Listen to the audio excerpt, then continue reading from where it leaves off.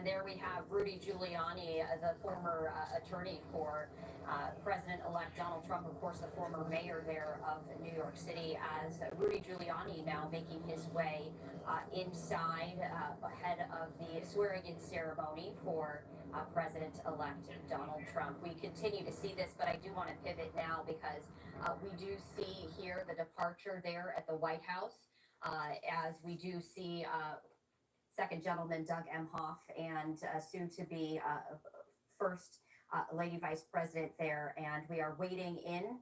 I'm going to raise the audio as we are expecting President Biden and President-elect Donald J. Trump to be departing as well momentarily.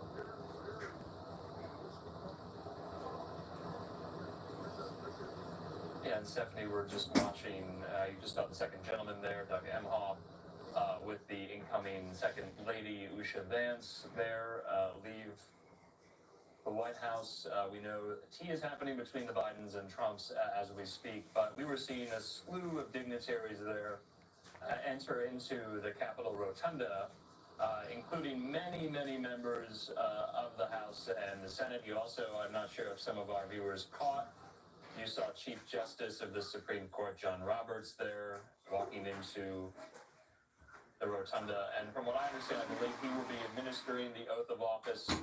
Trump has two Bibles that will be used to administer the oath, his mother's Bible, and then, of course, the very, very famous Lincoln Bible from 1861. That's been a hallmark. It's been a tradition for many, many inaugurations past. So just a really, really beautiful live look. Let's keep listening.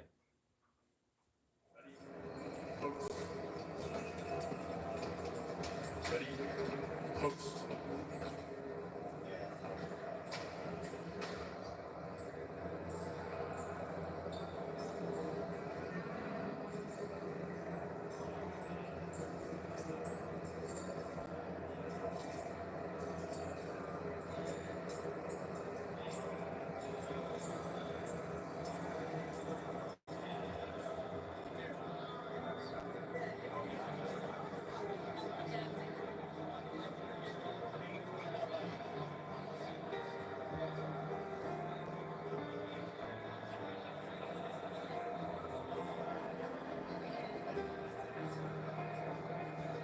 And Stephanie, in these moments, in these parts, I have to be honest with the viewer, it is my favorite, just to see who's talking to who and who's not talking to who and who's greeting each other and who's turned their body language away from each other. It is fascinating.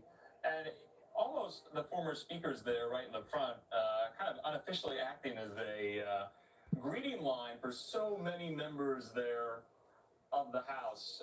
Many Republican members right there. You see Chip Roy, you see Brian Stile from Wisconsin, and others there. You see Jeff Van Drew from New Jersey. Of course, Chip Roy drawing the ire of President-elect Trump during the entire government funding shutdown showdown that was averted mere weeks ago after the Christmas holiday.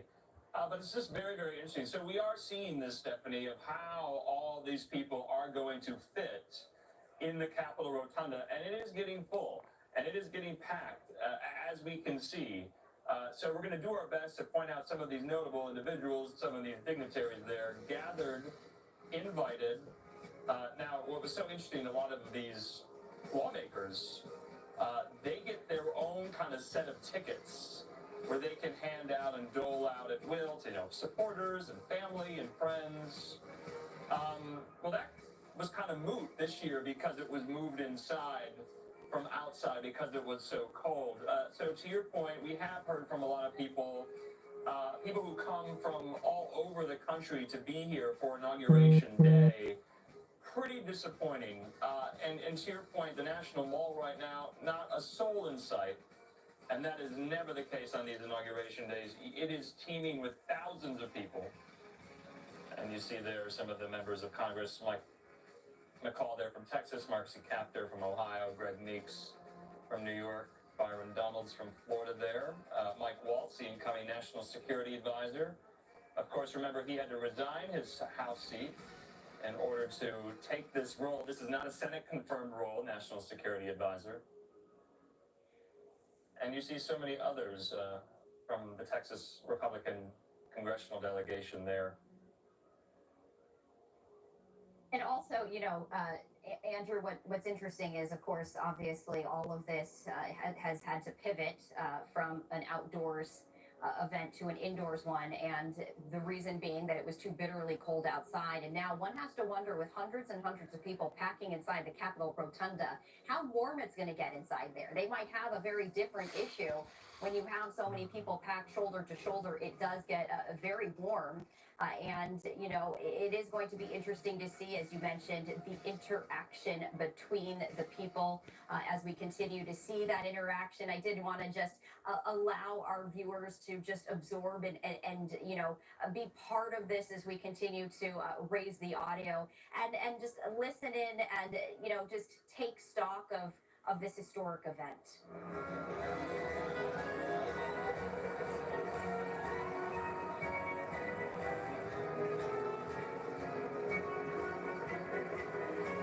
Although we do want to now pivot as we continue to see, here's a live look right here of the First Lady Jill Biden and the soon-to-be First Lady Melania Trump now leaving the White House, entering into the motorcade as they make their way to the Capitol Rotunda right there. A live look, as you can see, another event happening as the First Lady Jill Biden and soon-to-be First Lady Melania Trump departing together in this vehicle right here on their way to the Capitol Rotunda. We have yet to see President-elect Trump and President Biden. They will be likely the very last individuals to depart the White House on their way.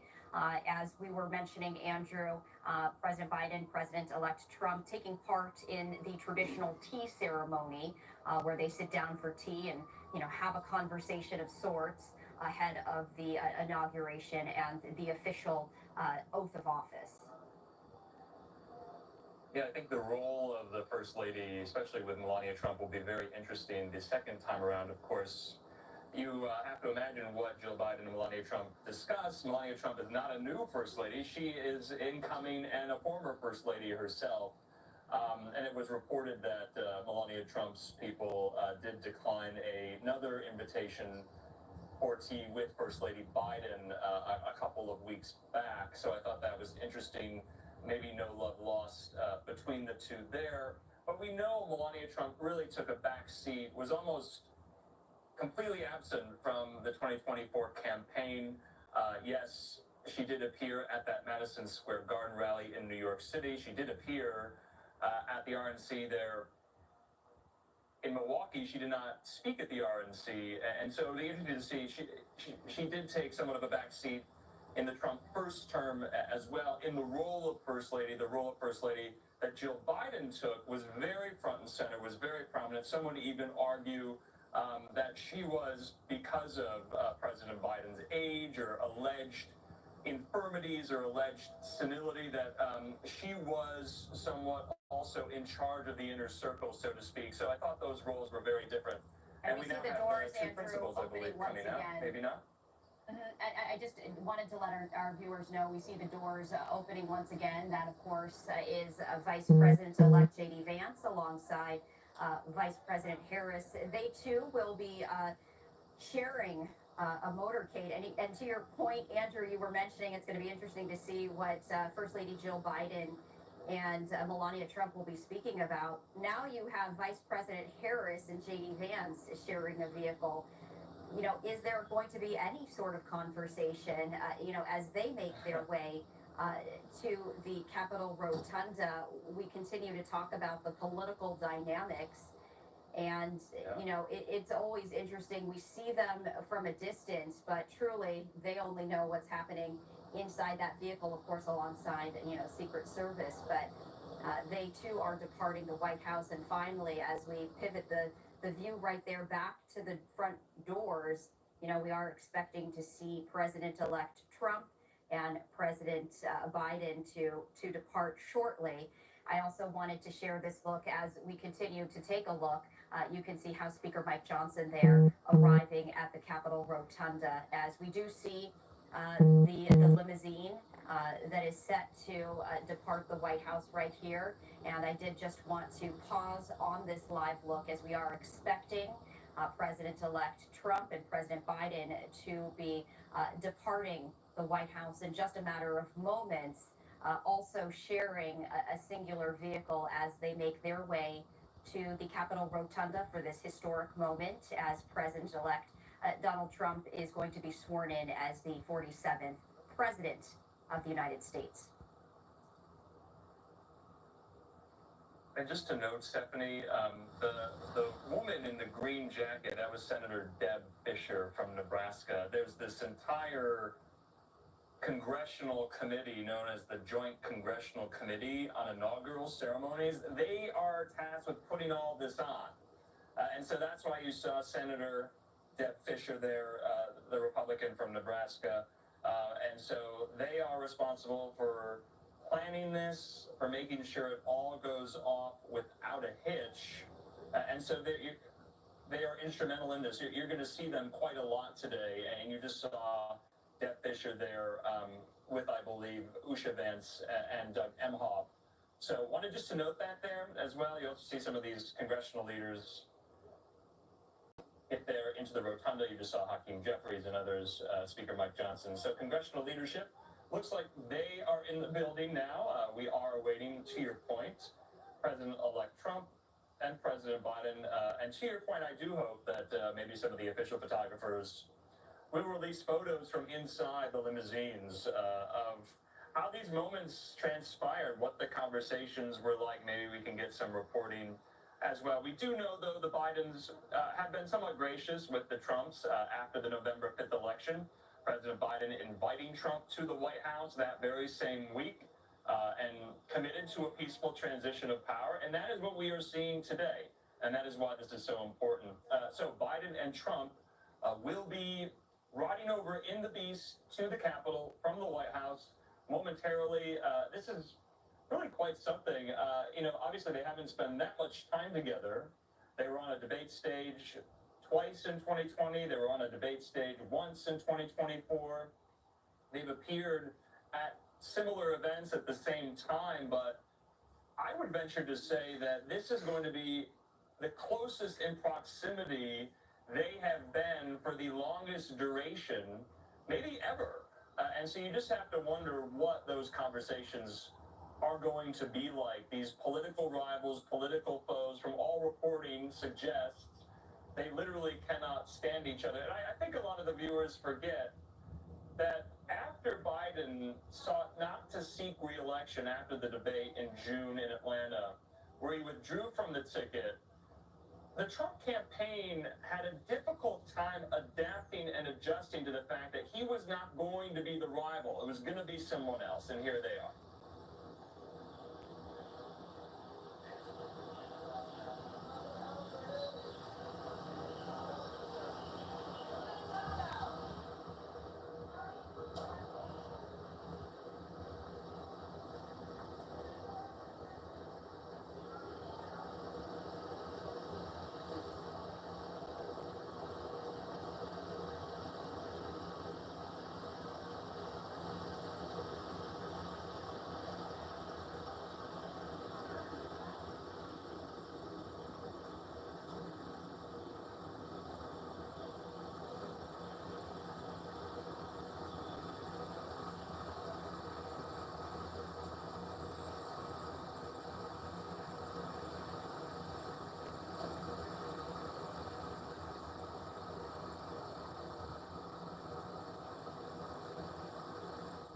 And as the limousine departs right there, we actually saw President-elect Trump on his cell phone, Andrew, just checking some stuff. But we were hearing one of the reporters yelling out to both Biden and Trump, "What are you going to talk about?" And obviously they did not answer. But of course, that's the question that everyone wants to know. What will these gentlemen be speaking about? They, of course, were joined by Representative Amy Klobuchar, who is part of the committee that oversees the inauguration and all of the events. But still, curious minds want to know, Andrew, what is the conversation going to be like inside this limo?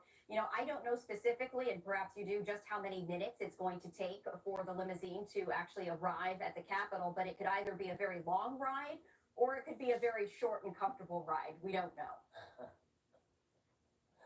Yes, it is a very short ride, under 10 minutes. And yeah, you saw there Senator Amy Klobuchar from Minnesota, the Democrat, another member of this joint congressional committee on inaugural ceremonies. And so she's also in the limousine. Maybe she'll be breaking the ice, so to speak, between Trump and Biden. But this leads me to wonder as well, Stephanie, what is the Biden post-presidency going to look like? We know they being Joe and Joe Biden, they'll be spending a couple of days in Santa Barbara, California. After today, they'll be whisked off there to the West Coast. We know Trump is going to the West Coast later this week on Friday to survey some of the damage wrought by the LA wildfires. So they may be in California at the same time as well. But a post-presidency looks different, so to speak, if you're Obama and you're leaving the White House in your 50s. Biden leaving the White House in his early 80s. I wonder how he will choose to use that. He said in a speech in South Carolina just yesterday, he is going to remain engaged. He is going to remain committed. He's not going anywhere. So I think it remains to be seen what his role in American political life will be going forward. Sometimes presidents, all presidents, when they leave the White House, they go back to being everyday regular citizens. But some take up a role, and they want to use their influence that they had in the Oval Office, even while not in the Oval Office. Jimmy Carter was a perfect example of that. And so you're watching the Beast right now move down Pennsylvania Avenue, down to the U.S. Capitol. This is quite something. This is remarkable. Let's just watch and listen.